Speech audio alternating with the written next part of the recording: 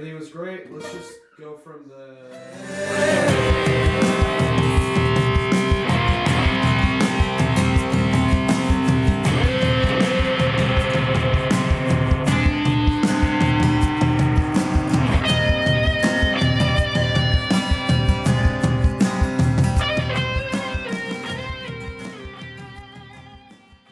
All right, so who are you guys and where are you from? We're Rareform. We're from Utah. Yeah. We're from Utah. We're from Salt Lake City, Utah. This is impossible. Unfortunately. So don't do the build up. Okay. Just hold that note and then go. Okay. Just take my mind.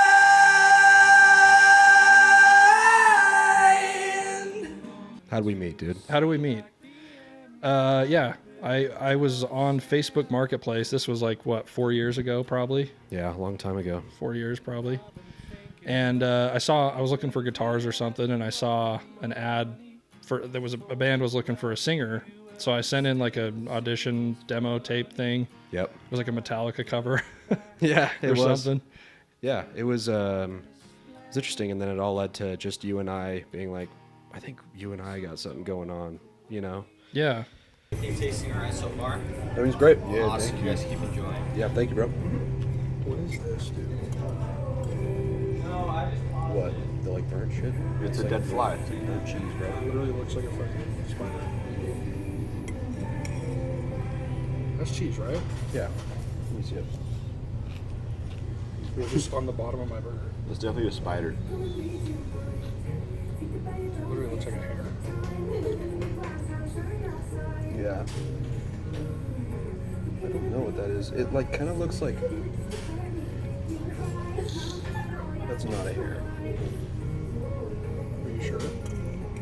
That looks like a plant of some kind, like broccoli. Yeah, it has a little bulbous things on the end. I like bulbous things, so... Are you good? Bulbous is nice. Yeah. You want to eat that still? Yeah, I'll still eat it. I wanted it to be I'm a just spider. gonna leave that there so they can look at it. My name's Joe Johnson. I do a lot. I don't know. To say the least, yeah. I do too much, I think. I play a lot of the instruments and record us. Basically, he makes the music sound good, is what it is. I try my best. You succeed.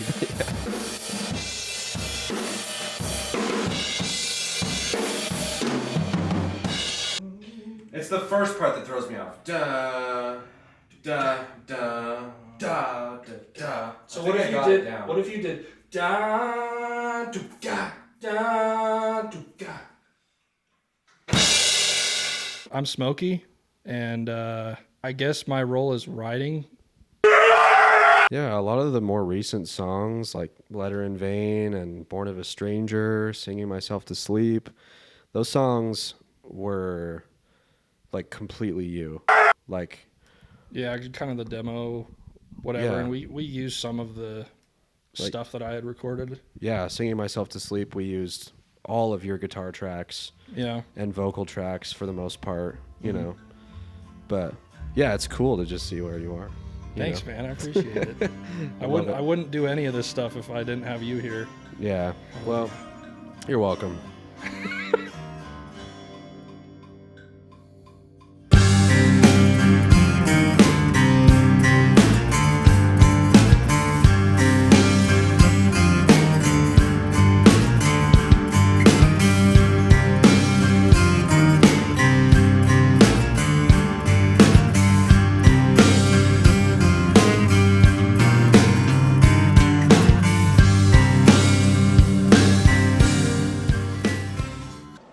Free food. Yeah, free food, Indian food. Indian food. Free Indian food tomorrow at 5. Okay.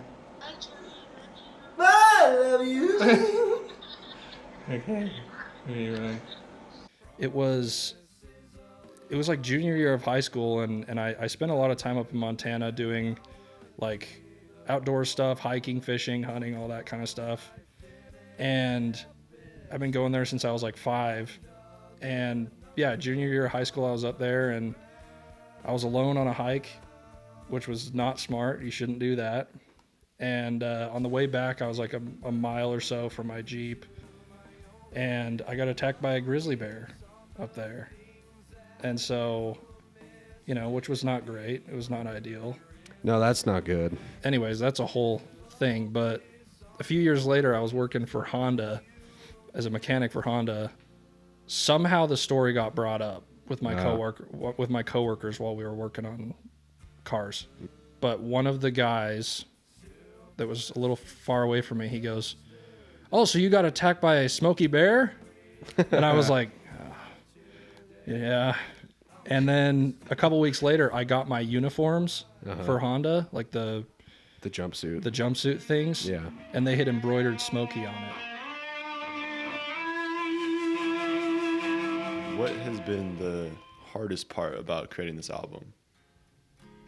Initially, it was like I was living at my parents' house, and we lived in a townhome at the time. And so I got away with playing drums because my neighbor was cool, but my parents still didn't like it, And so that's why initially we were like, oh, we got to record an acoustic album, Mm-hmm. But that was something. Noise has always been a thing, And then about a year ago, I moved into the house we're in now, and we could kind of finish the album a little bit quicker. Cameron Ra. Is that a real Cameron Cameron the Ra. It's raw, Cameron. It's Cam Ra. But that's one thing, is just time. Yeah, I think there was a good while where we were sort of splitting time between your parents' kitchen and my house. Yeah. Which was interesting. Yeah. It's either this is the best ever and I'm having so much fun, or God damn it, am I dying? Yeah. I get to a certain point and I just can't do it anymore. And the fix is a bag of chips. A bag of dill pickle chips. Yeah. And some caramel. Yeah. Some caramel. For vocals, man. That's right. Yeah. Yeah. Anyways. All right, I'm gonna go join him. I'll be back. Did you say you're gonna go join me? Yeah. Come in here. Make some room. For Rareform, who are some of the biggest inspirations? Alice in Chains, Neil Young. Yeah, just a lot of those like old Americana 70s bands. Yeah. I mean, when I've shown my family some of the mixes we had, it was like Pink Floyd and the Beatles, of course. And then I like, with the acoustic element of things, it's like always MTV Unplugged stuff. Yeah. And then like this band called Violent Femmes, I really resonate with them because it's just like, whatever, I'm just gonna like scream and be goofy and like just play my guitar as harsh as I possibly can,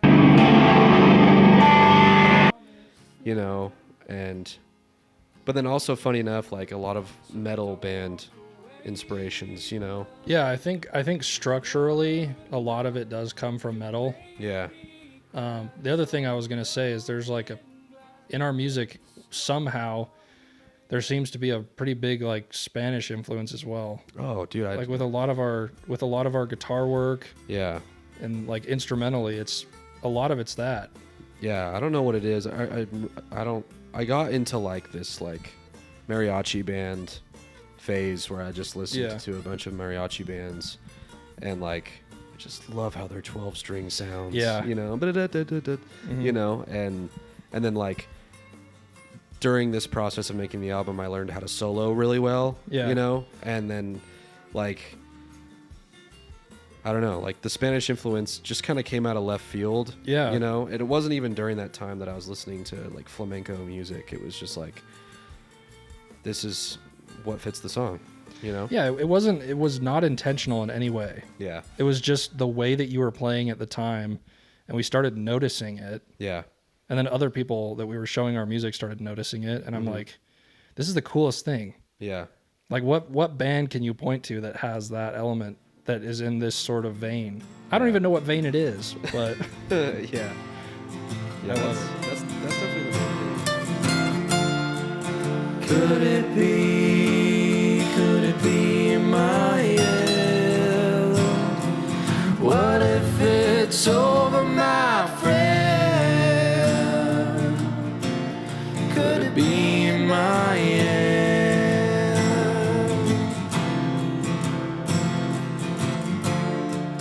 Look at me, look in my eye. What if I say goodbye? It's in our eyes.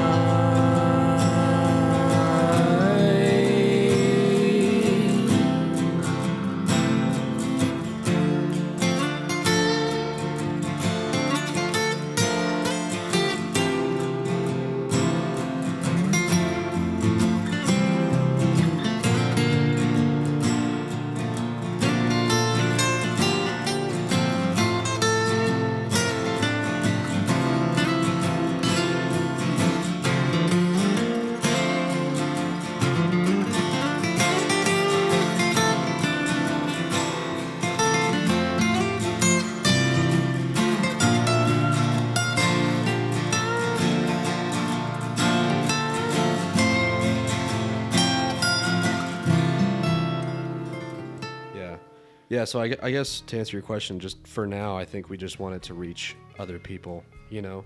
Yeah. And it would be good, you know, to reach a lot of people, you know, whatever that means, for them to enjoy it on a mass scale, I guess. Yeah, I That'd be mean, cool. if we can do 20 more of these albums Yeah. that are this fun to do, and just go wherever it takes us and not try to force it in any way, Yeah. that's what I want to do. Yeah, I would like to do this till I'm senile.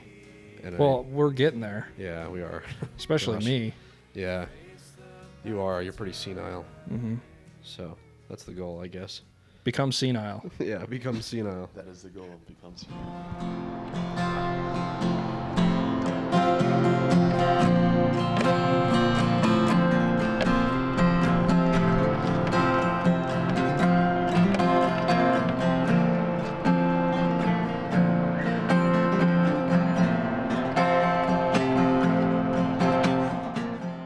How has this album and music and just working with each other changed the both of you as people?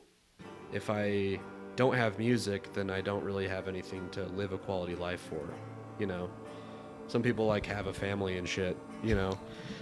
Yeah. Which maybe one day will happen, but like We just have each other. right now music is my family, you know? And so it's like I won't do anything super illegal so I can keep doing music. Yeah, you won't get locked up, so you can keep playing Yeah. the guitar. Yep, precisely. Yeah. Yeah, I don't know. It's sort of changed the way that I think about things, I think. Because it's always there in the back of my mind. Whereas before it was just kind of like I used to play the guitar and now I sing, and every once in a while I write down some lyrics that are never going to go anywhere.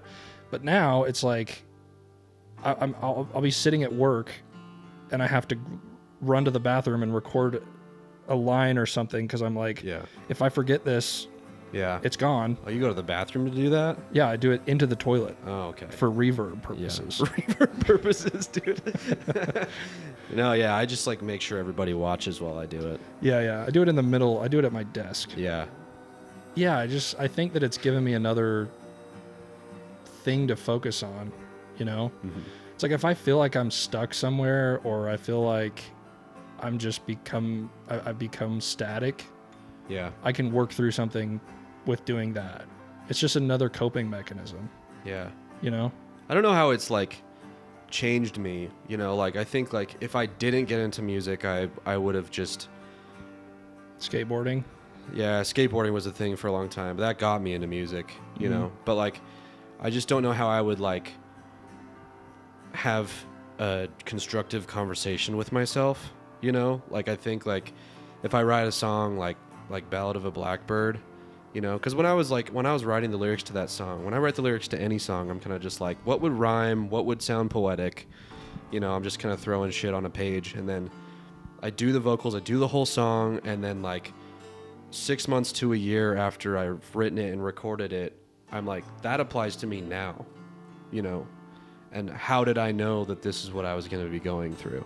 You know, like all of the songs that are like entirely me on this album, I'm like, whoa, like that's really weird that you say that, because like, you know, this just happened to me a week ago and I'm like really struggling, you know? And so I'm like, I'm listening to my own music and it's my subconscious giving me this, you know, this pep talk. Message in a bottle from the past, dude. Yeah, it's really weird. Actually, Yeah.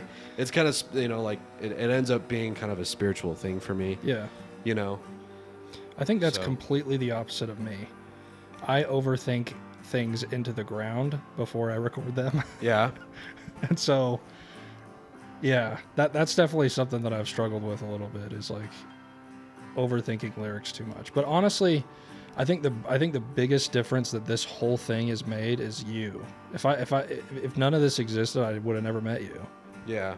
Well, the same thing to you. I feel like I think, you know, if I was just in the band with, you know, those other guys, and we were just a cover band, like I would be extremely depressed. You know, like Yeah. I wouldn't, you know, yeah, I could continue my own stuff, you know, but like I don't have another, like I don't have this hive mind to continue, you know, like this other person you're showing me like what a certain kind of life is, you know, that I haven't had before, you know. Because I'm old. Is that Because what you're you're saying? old. Yeah, because you're old. No, because you live a completely different life than I Yeah, do. yeah. You know, For sure. so I don't know.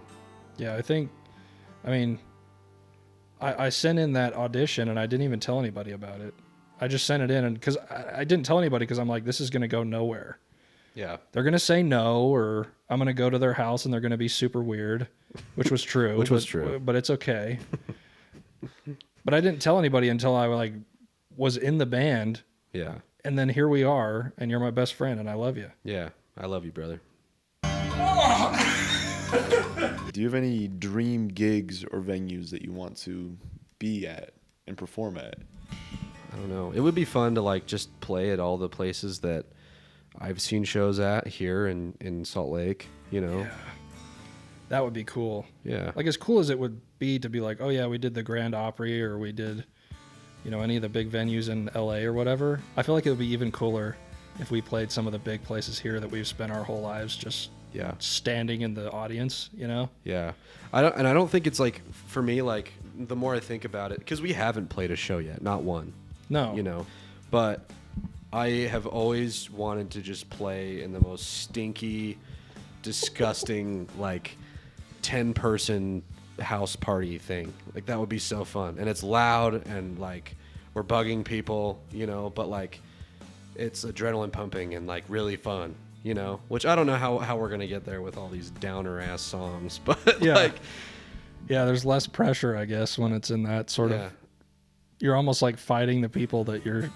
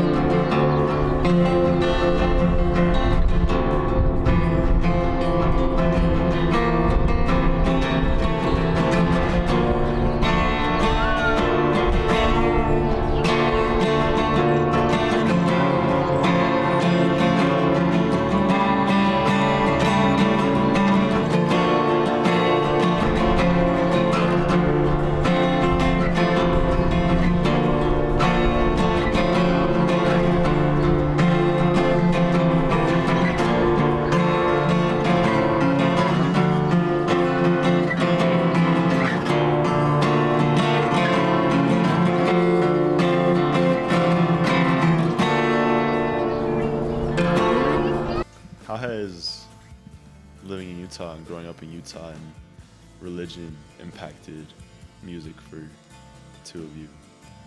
Oh boy. Oh man, yeah. Growing up in Utah, I feel like there's a pretty good music scene here. You know, I mean, you wouldn't Yeah. think so, but there is. It's getting better It's getting a lot better by the day. Yeah. Yeah. There's a lot of bands, a lot of small venues, a lot of big venues. And so, you know, I kind of grew up just going to shows. My dad would take me to shows all the time, and you know, he introduced me to metal and stuff when I was really young. And you know, growing up in the LDS church, that was a little off the beaten path to be listening to thrash metal, you know. Mm-hmm. But yeah, it was my little secret passion, I guess. Oh yeah. And I would say the same thing. yeah, just get this old CD player that I had in my room and just Yep. turn it real low and sit there and listen to it. And then you get an iPad or an iPod, one of those little guys. Yeah. I'm like, oh, dude, I got the Black Album. One of those little iPod shuffles. And yeah. I grew up LDS, like hardcore. And growing up LDS, there was always music around, you know, not super like amazing music, you know, like you'd sing hymns every Sunday. And I never really. That I agree with that. My mom was a piano teacher and my grandma was a piano teacher, and so my mom would have like all the local kids in our neighborhood teach them piano, and people who got a calling in the church to, you know, be the accompanist of the congregation to play the piano or the organ, and they just had no idea how to do it, because that's how it works, just they call upon you, you know. Yeah. And so they're like, I have to learn the piano in 2 weeks and be able to read music. You know, so there's always music going on in my house, you know.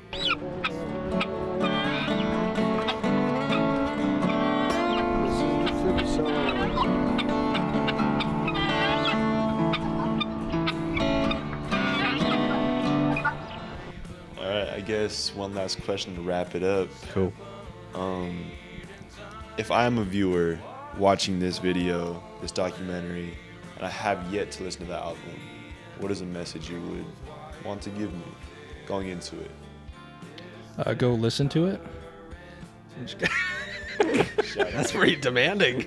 Now. He said they're about to listen to it, so Oh, they're about to. Yeah, so They've go commi- listen they've- to they've it. committed. I am God. They've committed.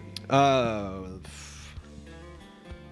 don't know. I just want you to talk to me about it. What do you think it is? You know, again, it's like the genre pinpoint thing. It's like, how did it make you feel? You know? Yeah. Because I've been very used to the music on this album for 3 years, and you're hearing it for the first time. What's a fresh perspective on something I may not have thought about for the past 3 years? You know? Yeah. I guess it's more of a question than telling them, you know? But yeah, if you listen to the album, I want to hear what you have to say about it. That's my perspective. and thank you so much for listening to it. Yeah. You know? 3 or 4 years of work. Yeah. And if you listen to it, that just means the world, honestly. Yeah. To me, that's what makes it worth it. I like listening to it, but I like it more if someone else hears it. Yeah. Me too.